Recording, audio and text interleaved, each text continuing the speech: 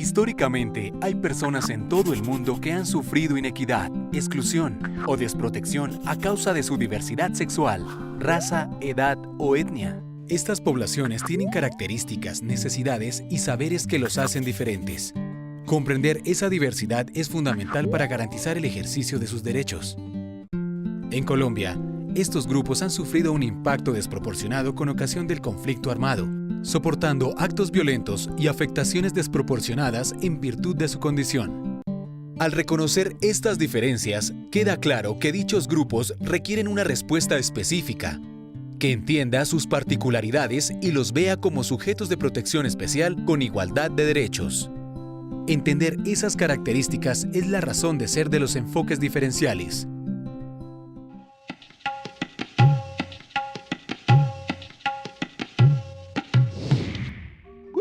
El enfoque diferencial parte de reconocer la existencia de grupos poblacionales que por características particulares como edad, género, diversidad sexual, etnia o discapacidad.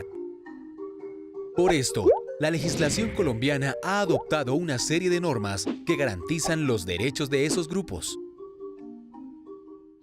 En principio, la Constitución Política de 1991 avaló el derecho a la igualdad. La Ley 70 de 1993 puso en evidencia los derechos territoriales de las comunidades negras. La sentencia C-098 de 1996 protegió la libertad de escoger diversas opciones sexuales. La Corte Constitucional promulgó la sentencia T-025 de 2004 y sus autos de seguimiento en respuesta a la falta de medidas efectivas para garantizar la atención a población desplazada. En 2006, surge la Ley de Infancia y Adolescencia y se aprueba la Convención sobre los Derechos de las Personas con Discapacidad. Ley 1251 de 2008 involucra la perspectiva de derechos para los adultos mayores. Posteriormente, el Decreto 2957 de 2010 evidencia los derechos para el pueblo rom y en 2011 se promulga la Ley 1482 que define sanciones penales a quien cometa actos de racismo o discriminación. Ese mismo año se sancionó la Ley de Víctimas y Restitución de Tierras, sus decretos, Ley para Grupos Étnicos y la Política Pública de Equidad de Género como un hito en el reconocimiento a las víctimas del conflicto armado. En especial, señaló que las distintas medidas de ayuda humanitaria, atención, asistencia y reparación integral deben contar con el enfoque diferencial.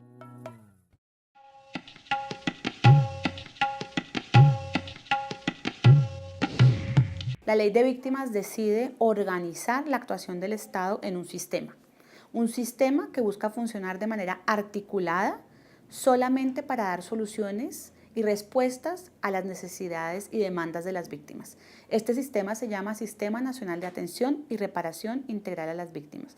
Por primera vez, las entidades del Estado se articulan, se organizan, priorizan acciones, actividades, metas y recursos para responder a esas necesidades y a esa ruta integral de las víctimas. El Comité Ejecutivo es la máxima instancia de coordinación del Sistema Nacional de Atención y Reparación Integral a las Víctimas. Está liderado por el Presidente de la República y participan en el Ministerio de Agricultura, el Ministro del Interior, el Ministro de Justicia, el Director del Departamento de la Prosperidad Social y la Directora de la Unidad para la Atención y Reparación Integral a las Víctimas. Asimismo, dos representantes de las víctimas hacen parte de este comité.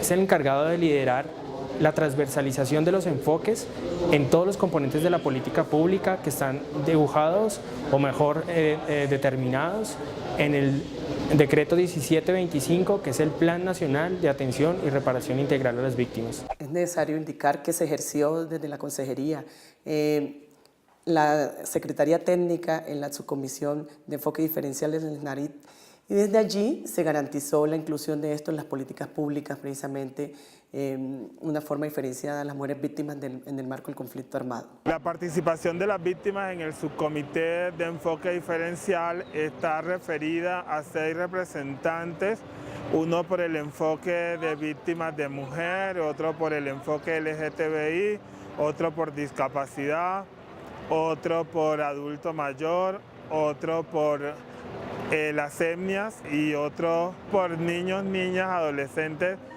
De esta forma, el Sistema Nacional de Atención y Reparación Integral a las Víctimas afirma su compromiso de incluir el enfoque diferencial como principio rector de la política pública para la prevención, atención, asistencia y reparación integral a las víctimas. Todos somos sistema. Yo soy sistema.